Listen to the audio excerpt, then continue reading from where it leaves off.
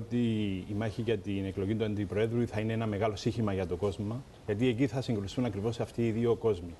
Οι κόσμοι του κατεστημένου, που έχει να κάνει με τη συντήρηση αυτών των παλιών ιδιών και νοοτροπιών, με τους ίδιους πρωταγωνιστές, και από την άλλη πλευρά με κάποιους πολιτικούς και ανθρώπους με έναν εξυγχρονιστικό λόγο που θα δημιουργήσουν μια προοπτική και μια νέα πνοή για το ίδιο το κόμμα. Ακριβώς όλη αυτή η συγκυρία οικονομική που υπάρχει γενικότερα στην κοινωνία, μια απαξίωση για τους πολιτικούς, ακριβώς μας δίνει τις αφορμές στο Δίκο με τη νέα του ηγεσία να ενσκύψει στα μεγάλα προβλήματα και να υπηρετήσουμε όλοι εμείς την πολιτική και όχι την παραπολιτική.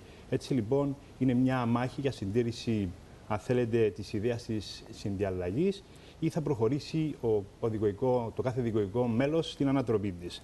Θα ήθελα να πω ότι τα μέλη του Δίκου έχουν επίσης σοβαρούς λόγους για να ψηφίσουν διαφορετικά, γιατί μπορώ εγώ τον κάθε συναγωνιστή να τον δω στα μάτια με καθαρό μέτωπο, να μου δείξει εμπιστοσύνη και μαζί να προχωρήσουμε με υπευθυνότητα, συλλογικότητα και ενότητα. Δεν έχει σχέση ποιος τι στρατόπεδο. Θα είναι εκεί όλοι όσοι ψήφισαν για πρόεδρο, εκτιμάτε την Κυριακή, ή θα είναι πολύ λιγότερος ο κόσμος του Δίκου που θα βρεθεί μπροστά στην κάλπη? Λόγω της πληθώρας των υποψηφίων, θεωρώ ότι θα υπάρχει εξίσου πολύ μεγάλο ενδιαφέρον, και αυτό είναι το ελπιδοφόρο μήνυμα στο Δίκο, ότι αρκετοί νέοι άνθρωποι διεκδικούν θέσεις, πάνω από 300 υποψηφιότητες, για να διεκδικήσουν. Άρα εκτιμάτε ότι θα δούμε αλλαγή προσώπων την Κυριακή το βράδυ στην ηγεσία του Δίκου?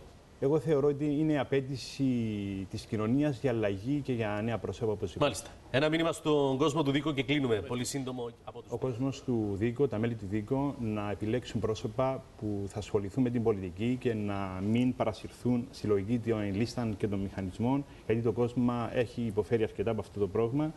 Και το μεγάλο στοίχημα είναι η προοπτική και νέα δυναμική στο κόμμα, μακριά από προσωπικές φιλοδοξίες, να υπηρετήσουμε την πολιτική και γενικά για το καλύτερο μέλλον του τόπου.